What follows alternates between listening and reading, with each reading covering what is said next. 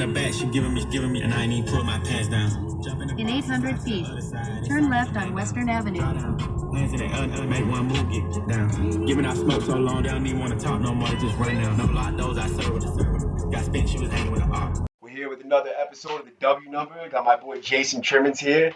We're just gonna dig into his life a little bit, and I'm excited.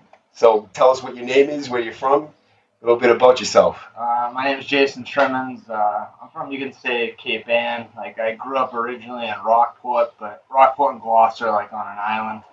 Like, literally, to get to the city part of Gloucester, you got to go over either the Cut Bridge, which is right over there, or that big green bridge, the Empire Bridge. But I grew up in Rockport till I was, like, 16, 17. My parents got divorced, and then I started living with my dad in Gloucester at 17. But Rockport and Gloucester, it's, like, all kind of the same thing. We're on an island, you know. What was school like around here?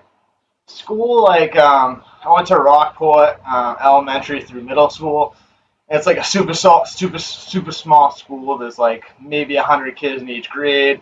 So like by middle school, like I was getting in a little bit of trouble. And like if you get pegged as being a bad kid, it's like it's kind of over for you. Like there's nowhere to blend in. You know what I mean? It's like the Cape in that aspect. Yeah, if like a teacher zeroes in on you or a principal zeroes in on you, then it's like you're kind of screwed. Like you're marked as like a bad kid. So I ended up going to a different high school for school choice, but nothing really changed. So was it a collaborative school? No, I went to Hamilton Wenham, which is like just a couple towns up. They do a lottery every year because it's like a really good public school.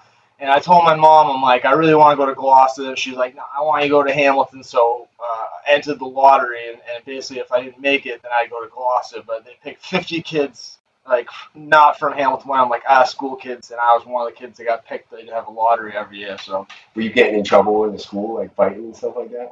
Not really fighting, but like in middle school, I was just like really started kind of in middle school because that's like when I started experimenting with like booze and like smoking weed and stuff, and I started hanging out with like the older kids. Like I'd go to this Cumberland Farms, dude. I swear they used to do it on purpose. They used to leave like the cigarettes like out on the outside of the counter, and like I used to go in there and I thought it was so slick. I would just be like filling up with cigarettes, and I'd like go in front of the school before school, and like all the older kids are there. And I just started like handing out cigarettes to everybody. Like, oh, this kid's a mad dog. He's got cigarettes, and I thought I was like cool. It made me feel cool, you know. So I started like gravitating towards like the older group of kids. Like want to do it there, smoking cigarettes before school, and they go out and like the cemetery and smoke weed and stuff after school, and like I don't know, I just was like gravitated to that stuff. So it wasn't really like fighting and stuff like that. Middle school was more starting to like smoke weed, drink, like just kind of just not liking like authority figures, like people telling me what to do. I was kind of like bucking back, you know. So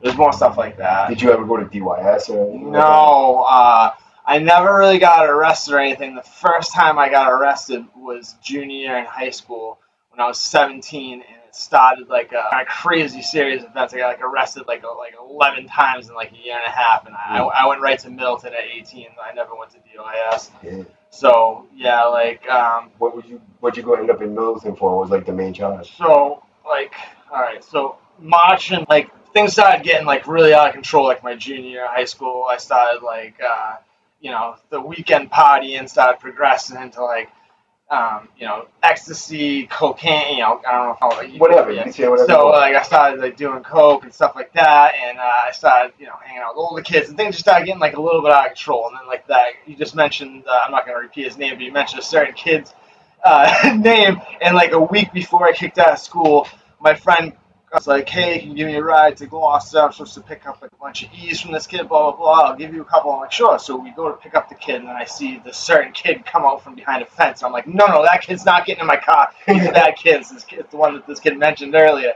He's like, no one in the city is like, he's a, you don't want to mess with him. So anyways, the kid pulls out a big butcher knife, tries to rob my friend. My friend grabs the blade, dude, they're fighting. Like, the blade goes up in the ceiling of my car. It rips the ceiling of my car. There's, like, blood everywhere. And it was just kind of like, that was the beginning of, like, this whole crazy series of events. A week later, I got kicked out of school for selling bud. And then, like, after that, like, I was getting arrested, like, every month. Where it was possession, minor transport and alcohol, just little stupid stuff. And then eventually, like, it culminated into me getting into a drunk driving accident. And basically I got 2 OUIs in a short period of time, and that's when they were like, "You're going away for your first time." And I ended up getting 90 days in Middleton. I had like 6 or 7 open cases, and it was like the second OUI. They were like, "That's it," you know. So what happened that night that you got the OUI? Well, the first OUI was like a really crazy experience. I was 17. I had just gotten kicked out of high school, like in March, I think it was, where I got caught with all the weed in high school. And then in September, I was hammered, and my buddy was like I went back to my house, and I snuck in the house and got the keys, and he was like, "Dude, don't drive, blah blah blah." And I ended up driving, and I got all the way up to he was like trying to get the keys out of the car, and I ended up just driving. He was like hanging out the window trying to get the keys. I just left him be, and I made it all the way to like from here to like the Danvers PB line on 128, and I was redlining. I had a Honda Accord redlined the whole way, and I just lost control, and I smashed the car. I was unscratched, and I was sitting there, and I was like, "Oh my god!" And I heard people yelling and stuff, and I was like, "All right, calm down, like you'll be all right." And I started to try to like see if the car would go, and it wasn't going. And I looked down, and I was like up over a guardrail. So I got out of the car and I started running. I didn't realize I was turned around. I was running like into oncoming traffic, and so I'm looking behind me to see if anyone was chasing me. And the next thing I know, there's headlights like right there. Yeah. I don't know what I was thinking. I was cocked, dude. I tried to jump over the car, dude, and I got clipped, and I got still like you can see I have a titanium rod in my leg with 4 screws, and I almost got killed. And my father told me like if it happened like 20 years before, they just would have amputated my leg. They wouldn't have had the technology to put the titanium rod, but. So that was my first OUI. Yeah. So they give you medical treatment in jail? No, I didn't go to jail. Like I was in Beverly Hospital, and at that point I had the selling weed case open from school. A couple little minor possessions of alcohol and possession of Class D bullshit. But then now I had this was my first OUI. But I was so messed up. I was in the hospital for like 2 weeks, so it wasn't even anything like that. So I was a mess. I was down to like 120 pounds. I was on crutches. Like, it was just like I was kind of like just mentally broken too. Like it was a really traumatic experience. Like I was waking up having like nightmares, like hearing the noise of the car like hitting me and stuff, and like it was just really really bad. It fucked me up and like my family. And that's another thing. Like my dad shortly left. Like after I got kicked out of high school and like before like this car accident happened, like when all this turmoil happened, he decided to just like take off. He like had enough. Like him and my mom weren't getting along for a while, but he like just was like he left no one day and was like peace. And I was like that sucked. It was like a really it was a lot going on, Yeah. So I'm like recovering from that. I'm trying to go back to school for my senior year of high school. It wasn't really working. I ended up leaving and going to like the OC program. I got my GED through there. That was like in 2000. And how old were you then? I like just turned 18. It was like the fall of 2000. I just like turned 18, so I got my GED. Like none of my friends like that I used to hang out with.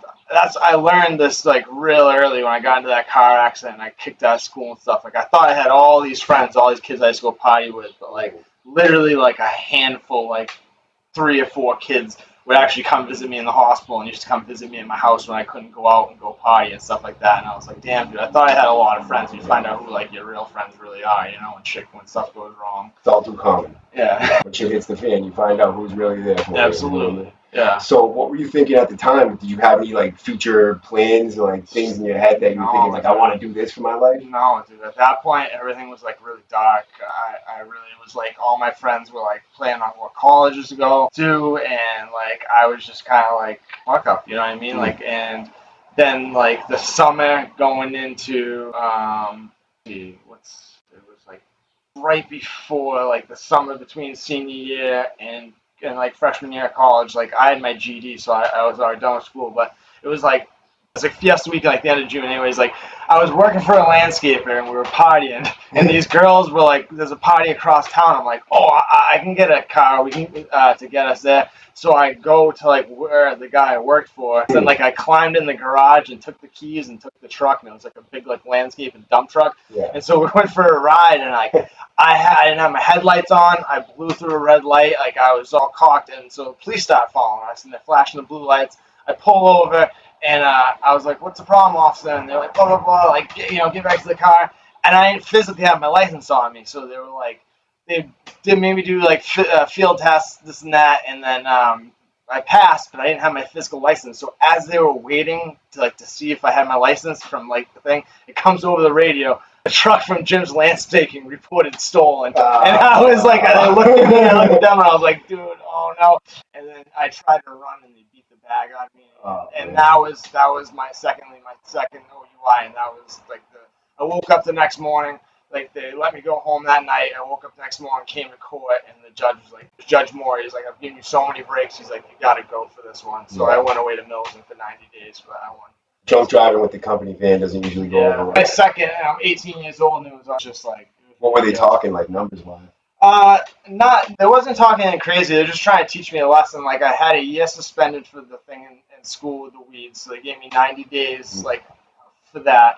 And then I had to go to I went to trial, I remember, for the second OI, and I ended up getting like 2 years suspended or something crazy like that. But then, like, before any of that could even be settled, I got a third OUI at 19. So I got a drunk driving 17, 18, and 19. And on my third one, I just ended up you have to do a minimum mandatory for your third one. 150 is like the lowest. It's 150 minimum mandatory, and it could be all the way up to like 2.5 or something like that. So I was 19, so the judge gave me like the minimum mandatory, it could be like 150. For something like crimes-wise, that's like the number one thing that kind of sparks like public outrage is drunk driving. People hate it when you drunk drive, but it's like, you know, when you're drunk, you're not really thinking like that. You know? I was like a kid. Like, when I look at teenagers, I like, you know what I mean. And to think of, like, I'm gonna be 42 this year, like how much that's affected my life. Like, I still don't drive, dude. Like, if I want to drive, it's going to cost me, like, it's not like they revoked it for life for a while, and then, like, after, like, 10 years, they, like, gave me an opportunity, like, I can get it back, but I have to do it's like, I would have to make, you know what I mean, my financial situation would have to be a lot different from me to ever drive, so it's like, dude, like, I feel bad about it, I'm glad nobody ever died or anything like that, like, I'm so grateful for that, but it's like, dude, believe me, I've like paid the price for my mistakes as a teenager. It's like, dude, it's followed me 30 years later. It's still every little thing I do, whether it's going to the grocery store or picking my kids up, it's a nightmare, dude. It makes my life so much difficult. And I'm a clam digger, dude. Like, I need to get there. I need to get the clams like to the buyer, and it's like I'm always trying to like figure that out and navigate that, and like this person picked me up and this person dropped me off. It's just like, dude, it's just. Especially, I wish I never drank and drove. Yeah. Especially like living out here, I would think that you would like public transportation. It's not that great. Yeah. It's not that great. So, as far as like being wrapped up in the court system, how does that affect you? How did that affect you going forward? Like, did you end up trying to get clean and go to NA or anything ever? No. So, like, because of breaking my leg, I got introduced to like painkillers, and then when I got out of jail in 2003 for the OI, I went in like October, and I got out in like March for the 150. And when I got out, I remember I went to this huge house party. There was like 400 or 500 kids at this party.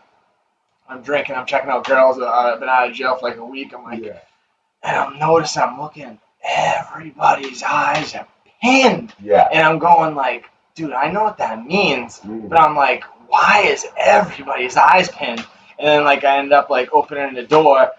I figured it was some kids like sniffing some white or something. And it was like they had like a pill and they're like still scraping, excuse me, and they're like, oh, blah blah blah, and I'm like, oh, my bad. And they're like, no, come on in. And they're like, yo, you got $10 or whatever. I'm like, yeah, sure. And like so it was like a group of us, and we split like an 80 all down. And I remember doing like the line, and I had done perks and stuff because my leg my leg was broken. They gave me like shots of Dilaudid and stuff. And I remember I liked like the way it felt. Yeah. And but then when I did that, it was like a line like that big, dude. I remember just being like, whoa, and then just like it was everywhere, dude. Like 2003 to 2004, dude, this city was flooded. My next video I'm actually doing, it's about this big bust that happened in 2004. But like it was like, dude, you couldn't go to like any house party or anywhere where it was like not just, it was like everywhere. Everybody was doing it. Like kids that were squares in high school that never went to parties in the woods and drank beer and smoked weed and stuff, and they'd be like getting jammed. I'm like, what the heck is going on here? It was crazy. It's one of those drugs that crossed all demographics. It was everybody got touched. It was so weird. Like kids that never ever were like, ew, like about smoking weed. You know what I mean? And it's like, dude, you guys do jams? Like, when I what? came home from prison, like I seen people's moms, dads, brothers, sisters that I just were like normal people when I went to jail. When I came home, their whole family was torn apart because of drugs. They had like pills and OCs and perks and stuff like that. And it's just crazy how so I know there was here deep, you know, there's a lot of drugs here, but like how do you think you got so many pills? Like how did that happen? I don't know. I mean, Gloucester always has kind of. I feel like Gloucester's kind of been like a drug city before, like it was everywhere. Like I don't know if it has to do with like the boats. There's always been like old rumors that like stuff used to come in off the boats, and there would be some of it in town because of that. But like I grew up like in the 80s and early 90s with like a lot of kids' parents had like HIV and stuff because back in the day you couldn't just go to Walgreens and buy like a fresh pack of needles. Like you had to share. So like Gloucester and I think it was like Fall River had two of the highest concentrations of HIV like in the country. And it was like a wicked stigma, like, you know, people's parents, like, you know, if your parents are users, or like, oh, don't let that kid over your house because their parents have AIDS, this, that. And it was like shitty, you know what I mean? So it was like drugs, it was already like kind of like a culture here. And like a lot of like my first dealers, like before the OC, are like where like older women or people's moms or aunts and stuff used to buy like their Vikes or like their Klonopins and stuff like that. So it was like, I don't know, there's always been like this kind of underground kind of like pill, like drug culture, like, you know, guys coming off the boats, and they used to call it sea talks, you know what I mean? Guys would be all strung out, they go out like on a 10-day fishing trip, like clean up and then come home and right back on it, you know what I mean? Like, almost like a little skid bin kind of like on the boat instead. You know what I mean? A little spin dry out there on the boat. That's gotta be rough. Oh man. I couldn't imagine being sick on a boat. I get sick on a boat just normal. I have no sea legs at all. Sorry, I mean, no, go ahead. What are you gonna say? No, I was just gonna kind of ask you a little bit more about how you got into fishing, like clamming and stuff like that. Well, that's actually like kind of a recent thing. I've only been digging for about 4 or 5 years. I dug like when I was with my uncle, like when I was a little kid, just for fun. We'd take his boat, like go to Cranes Beach in Ipswich, and get like a little basket and just cook them, like, you know, and to eat. And I always thought that was really cool. And I remember I used to take the train to work in a restaurant in Manchester, and I'd see the guys like off on the flats, like, I'm like, man, how do you do that? I wish I could do that. And I was foreman at a cold storage warehouse downtown in Gloucester called Americold, and one of the truck drivers was like a part-time clam digger, and his family was clam diggers, and he'd always talk to me about it, and I'd be like, dude, I've always been interested in that. How do you get into that? So started picking his brain, and it was like, I can do that. So I went and I called City Hall, I got all the information, did all the things I had to do, had it, and then my intention was to just have it as like an extra source of income, you know what I mean? Like do it like on the weekends or like when I'm not working at Americold. And then they were just screwing me over to that place, dude. Like I was working like 60 hours, 70 hours a week, 6 days a week. I was on salary. Like I was like the lowest paid foreman just because of how young I was, but I was doing the most work. And I was relapsed, and I was doing so bad, and they knew it, and they didn't care. They were just like fucking taking advantage of me, and like it was just like an unhealthy situation. So one day I just like they told me to go take a piss test, and like I had somebody that was gonna give me the piss, and it was gonna like be like taken care of and this and that, and I was like, for what, dude? Why am I gonna pass this just to keep working this miserable job? I was like, screw it. I was like, dude, I know I can do this. Like, and so I just started digging full time, and it was the best decision I ever made, because not only do I work for myself, which is like an incredible amount of freedom. Like I don't have to like depend on other people. Like call somebody and like, oh, I'm sick, I can't, kind of like try to like convince them I'm too sick to come to work, or like it's my daughter's birthday or her recital, like I need the day off. Like, I don't need to do any of that, and I'm outside in nature all the time. It's a hard job, but it's like the freedom of work for myself is like you really can't, there's nothing that compares to that. And it's like I work like 4 or 5 hours a day because it's only for the tide, so it gives me so much time to like work on my videos and stuff. I would have never been able to do this YouTube thing if I was working at Americold. Never. Like, I would have never had the time or the energy to do it. So how'd you get into the YouTube thing? So like last year, It was literally only like a little bit over a year ago. Like my older daughter and her mom got into like a little bit of trouble. Like ended up like messing up her housing situation, and she needed a place to stay. So her and my daughter were staying here for a while, and it was like nice having my daughter here. I hadn't lived with her since she was like 3. Me and her older mother like don't get along very well, and ended up just like usual turning into like a really bad like kind of toxic situation. And when they left, I was like really like depressed and like going through it. And I had this laptop and other stuff that I had like gotten from Best Buy like on credit, and I was hoping like as like a family we could like make videos. My daughter's always like watching YouTube videos, and she's like, Dad, I want to do this, I want to do this stuff. And I was like, well, let's go to the store and get the stuff, and I'll help you do it, blah, blah, blah. So for like 3 months, the stuff was sitting in my closet after they left. And then one day I just took it out of the closet, and I was like, I'm going to start doing something with it. And originally I was going to make claiming videos, but I couldn't get the GoPro to link to my laptop. So I just started making like just kind of like true crime, like doing Massachusetts mob stuff, like stuff about, you know, just like street culture stuff, like I don't know, just I would always go on YouTube and I look for stuff that I knew, like stories that I've read or stories I've heard, and I look on YouTube and there's nothing. There's like nothing for like Boston, Massachusetts, like New England, like urban lore, like street legend stuff that like I don't know, like going to jail or like going to programs or detoxes. You always like hear people telling stories and stuff like that. It's like I don't know. There's all these different things I knew and I never would see them. So I'm like, let me just start like telling those stories, and just it was kind of like a hobby thing to keep myself entertained. But I was like, I bet people will like it too, because I bet there's other people like me that are like, why isn't any of this stuff out there?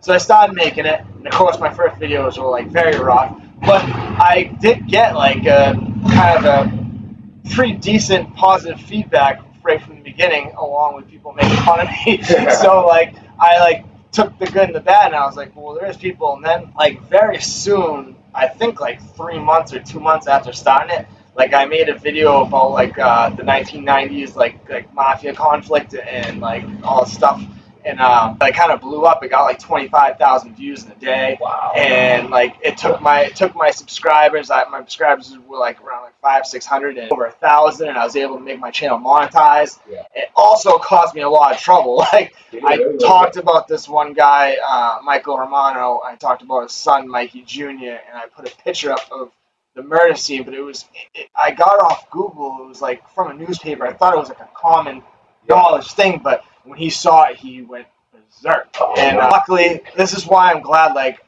people have always told me, like, you should make some crazy name for your channel. Why is it just your name and this, that? It's like, dude, people can get in touch with me and they can find me and stuff because it's my name, and it's like a level of accountability. Yeah. So like when stuff like this happens, so he like emailed me and like I called him right back, and we ended up talking on the phone for like 2 hours, and thank God, because he was literally about to like drive here, dude. Happy, dude. By the end of it, we ended up becoming cool, and I talked to him on the phone like every couple of months. Like we just like check in and stuff, and he's an awesome guy.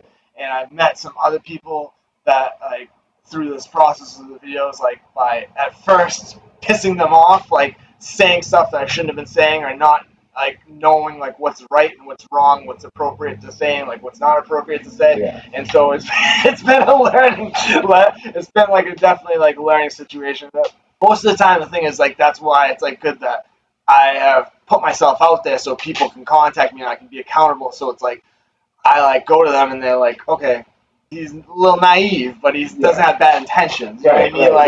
Like, because a lot of people out here, like, that are making YouTube videos and stuff, they don't really care about, like, the people they're talking about or the subject matter or just anything in general, really, it seems like. They just want views. Yeah. So, like, I don't know, man. Like, obviously, I want people to watch the videos, but I don't want to, like, piss people off. Disrespect people or like bring up like old trauma and be like acting like it's no big thing. You know what I mean? Like I don't know. That's actually really good of you, to be honest.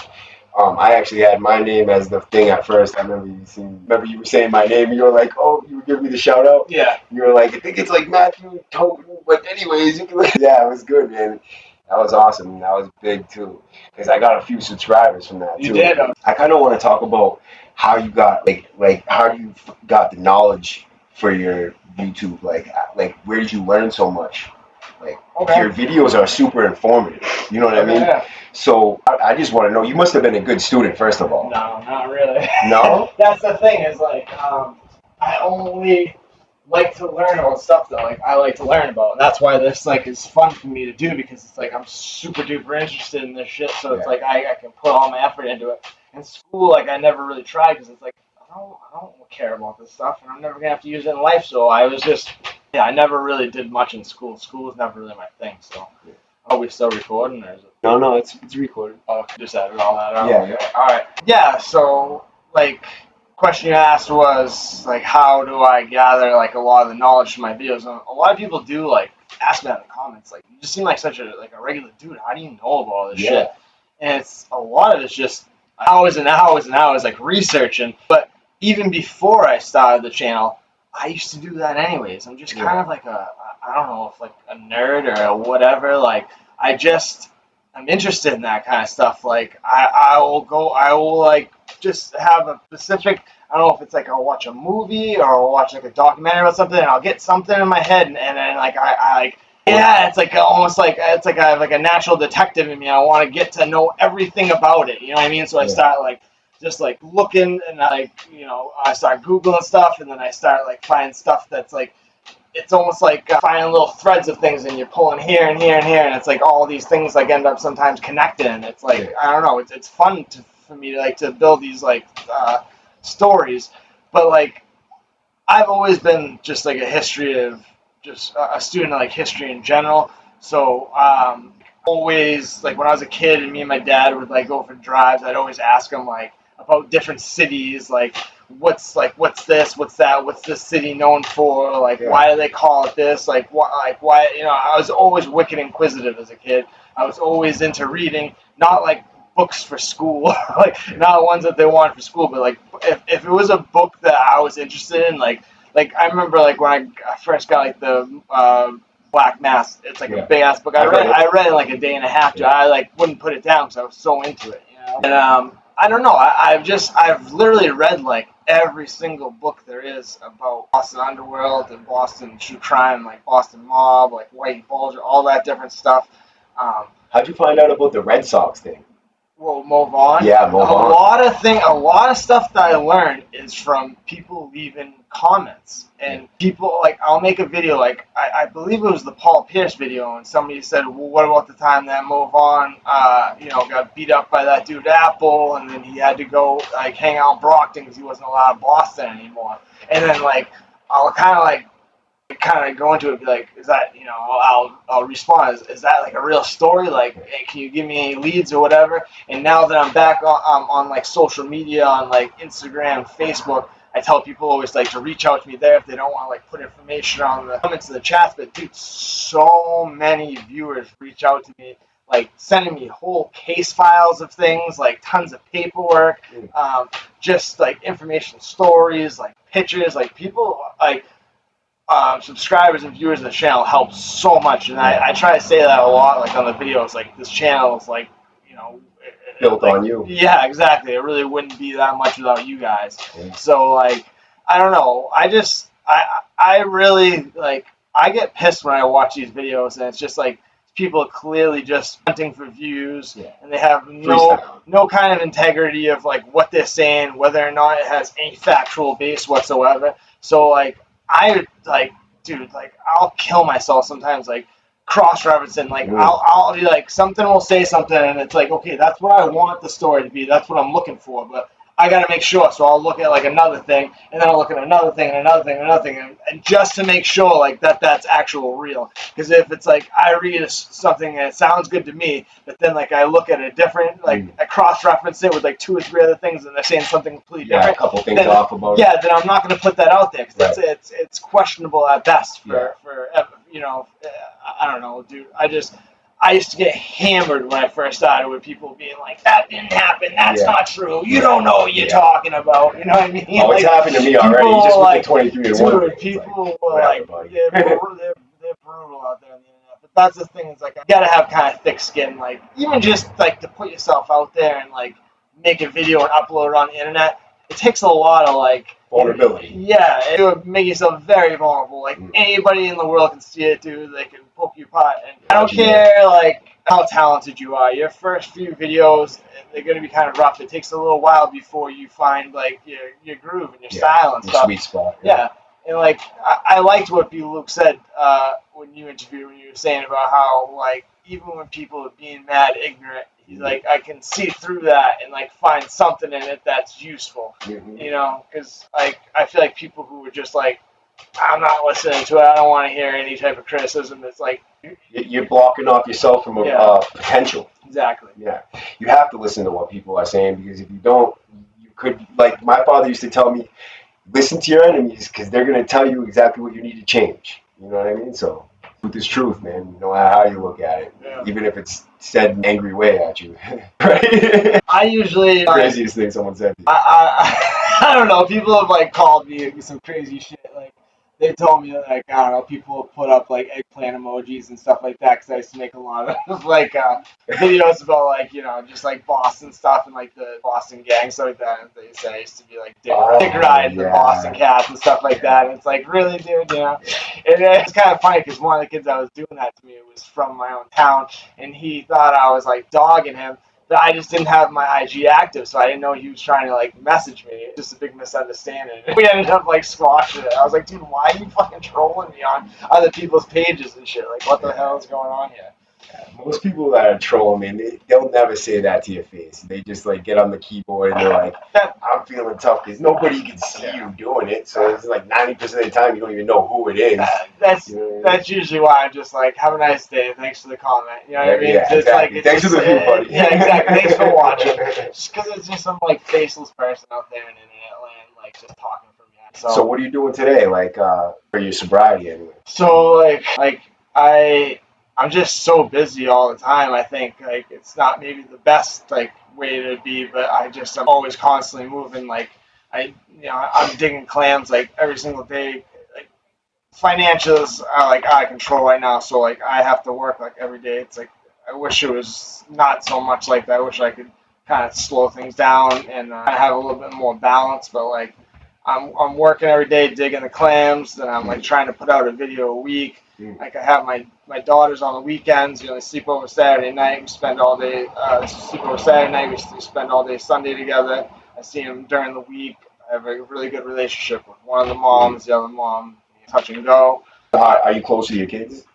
Yeah, very close to my kids. I love my kids. You see them all the time? Yeah, like I have them every weekend, and then like I see them throughout the week too. The little one I see almost every day because me and her mom get along. Fortunately, like because strained relationship with my older daughter's mom, I don't get to see her like as much, and they live in a different part of town, but she's here every weekend. Someone really likes that music, and I really don't know why.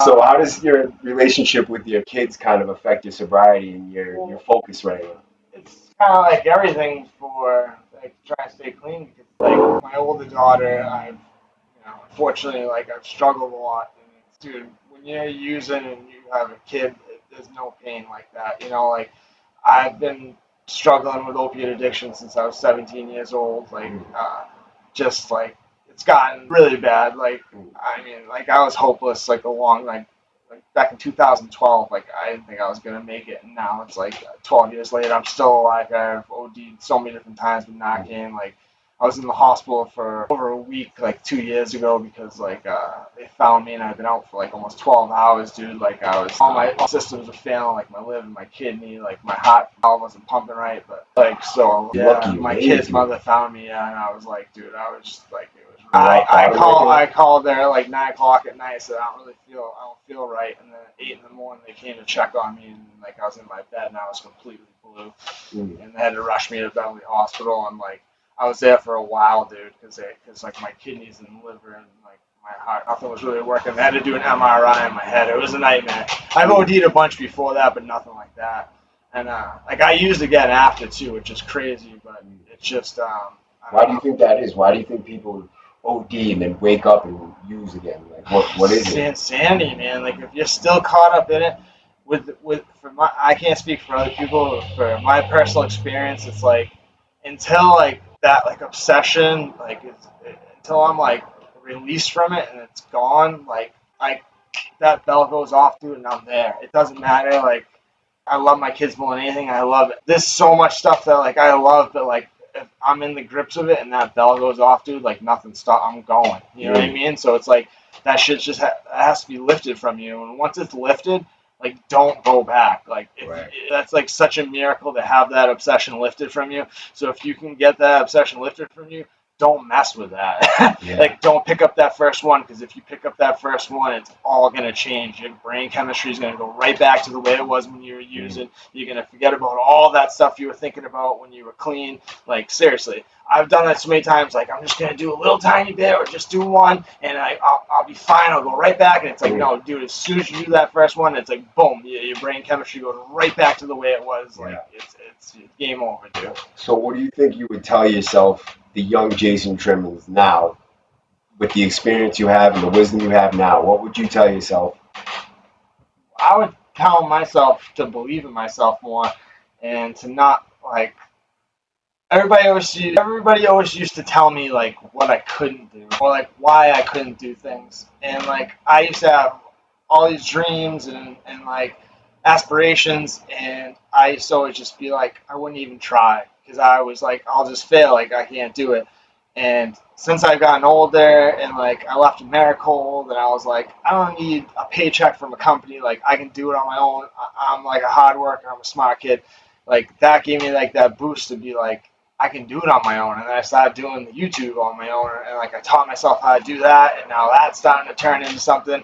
And it's just like, if I go back in time, I would tell myself, like, first of all, like, get away from all these crazy people. Get as far away from like my family and stuff. Get as far away from them as you possibly can, and like believe in yourself, and like just follow like your heart and your dreams, because it's like, I don't know, I feel like people have a lot of potential, but like they'll let outside stuff and people and outside like bring them down, and like not let them live to their full potential, whether it's because they're jealous or they're like whatever the reason is. But like it's outside stuff. Like if you can get away from people that are gonna hold you back and hold you down, like really, like the sky's the limit. That's like, priceless advice right there, to tell you the truth, bro.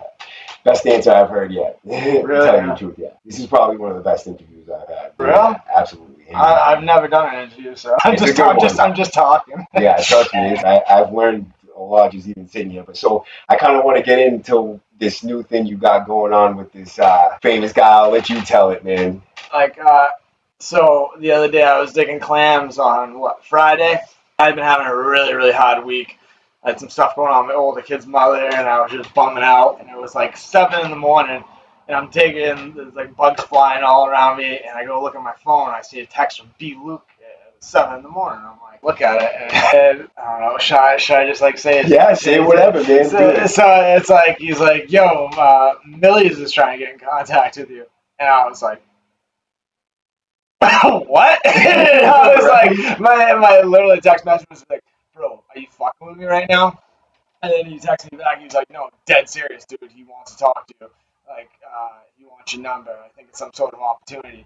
And I was like, oh my god, dude. I was like, I'm fucking freaking out. And I was like, what if he hates me? And he's like, dude, what is wrong with you? Why would he? He's like, why? He's like, why would he hate you? I was like, dude. I was like, I'm a fucking head case. I have no idea. I go, like, the worst train of thought goes through my head at least once, like every day. You know what I mean? So I was like, well, I'll be done digging in like an hour. Yeah, definitely give him my number, blah, blah, blah. And he's like, oh, dude, he's like, he didn't tell me it was, I can't wait to find out. So I come home, and like, I was like, my kid's mother came over here, and she's blah, blah, blah. And like, we had like an emotional talk and this and that. And I was like bumming. And then I'm just sitting here, and then all of a sudden my phone starts ringing. And like, I look down at my phone, and it's just like a random number that I don't recognize, and it says Cambridge. Yeah. And I was like, I answered it, and I was like, literally like a little kid. I was like, is this Milly'z? And he was like, he just started dying laughing. He's like, yo, what up, my man? And he was like, dude, he was mad cool. Like, we were just chopping it up and talking. He was just basically saying like, yo, I love your show.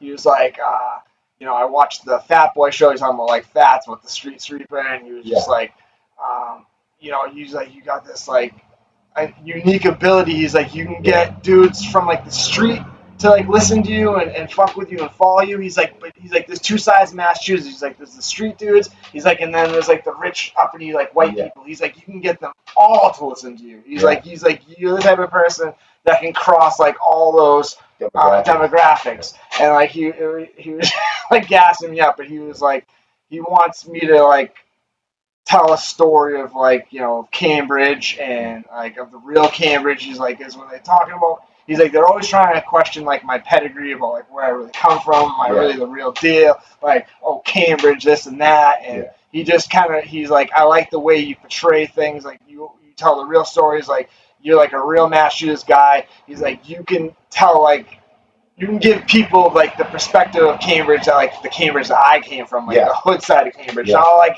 Harvard and MIT and stuff. But they got the towers in Cambridge. Like, dude, there's a lot of like, you know, there's a lot of like real hood areas, like notorious hoods too. Like the coast, like is one of the, like, dude, more basketball players, NBA basketball players came from the coast area than anywhere else. And I know Boston. I don't know about the state of Massachusetts, but like Patrick Ewing came from there and stuff like that. So. And then basically he was just saying like he wants to like just kind of work with me and like we're going to continue to be in touch, and we talked again the other day on the phone and stuff like that, and it's just like absolutely like just surreal, dude. Like I don't know, like, you know, I'm trying not to talk about it too much, and he because I don't want to like blow it obviously and like you want to jinx it, but like he actually contacted B-Luke too and was like, yo, give this kid whatever he needs, like as far as Cambridge goes. B-Luke hit me up the other night, was like sending me all these articles and pitches and all this crazy stuff, and he was like, dude, anything you like that. He's like, I know with your research like you don't need much to go with. He's like, anything you need, like I got you, like blah blah blah. He's like, I want to make this happen, like this is gonna be fire, like, you know, B-Luke's probably about as gassed up as I am about it and shit. So I personally can't wait. Shit. Dude, it's every video you put out, I watch it as soon as I see it pop up. I'm like, okay, boom, another one. I listen to it as soon as it comes up because it's so informative. I was telling him on the way up, I'm like, you can learn something from every video. I learned so many different things. It's awesome. You're an intelligent guy, and the way you put it out there, it's kind of like boom, boom, boom, and you can tell it's like legit information, not just like spit it off the top, like, yeah, no, I was like, oh, you know, it's like doing that. Yeah, it's like, it's coming off the top, it's good, and it's good, it's good. Just hands down, it's good. You guys gotta watch his show. Watch B-Luke too, at B-Luke617, man. The bounce back, man. Hit that up. I was trying to say, though, like when I showed you guys on the video too, a lot of people don't realize like how much that kid does behind the scenes. Like I didn't know anybody else before B-Luke. Like I had a video blow up like last November. It was like the original Black Gangsters of Boston. Got a couple of 100,000 views, and he started hitting me up, and like I would message him back, but then like I started kind of like following him and we became closer, and then I was like, dude, like he's like, he really is like kind of like the forefront of like this whole Massachusetts movement. Like he's like reaching out to like everybody and being like, come aboard. He's like so inclusive. Like, and I feel like in today's world, it's all about like cliquey, like exclusive, like nah, not you, like you but not you. Like you got to be like look a certain way, be a certain way, have something to offer. It's not like that with him, dude. It's like he just wants us like to like get on the map and collaborate. Like, and it's like I think it's an awesome thing, dude. It's really like positive, and like I got so much respect for that kid. And he's so quick to big somebody else up too. Dude. He's like so many people want to shine for themselves, dude. He wants to share it for everybody, dude. That's the way it should be, dude. Because if you share it, dude, then we're all gonna shine. You know what I mean? Like word to wisdom. The more you put somebody else on, the more other people are gonna want to fuck with you. It's like, why do you want to fuck with somebody that's just gonna be putting themselves on all the time? Like we're talking, and I'm gonna be in the short like this with you in the back. Like, no, it's gonna be on you, and it's like the focus is on growing the person that you're with. Like, and it's like if you focus on growing the person that you're with, then everybody's gonna want to mess with you. Like, they're gonna want to grow with you. You know, it's like some of the rappers that are around like their entourage, and they got like a million chains on, and like nobody else has any chains. Like, they're hoarding all the wealth. Stop hoarding the wealth. It's like, bro, come on, get your boy a chain too, man. Like, why is the whole crew got shit? Like, I don't know, man. That shit, that mentality.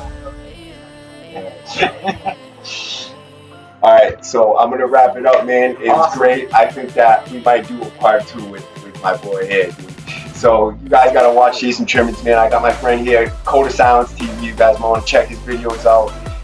He's trying to get his thing together right now. I'm trying to teach him a little something. I'll put links for him on my channel, on my community post. Check my community posts too sometimes, man. You know, I post like what I'm gonna do next on there and things like that, and you know, I'm trying to network and meet with like the local mass guys and people that are doing anything that I want to, you know, help them do it, and I want them to help me do it. So I want to be just like B Luke in that aspect, you know, be like Bobby, you know what I mean? So it was great. W number out.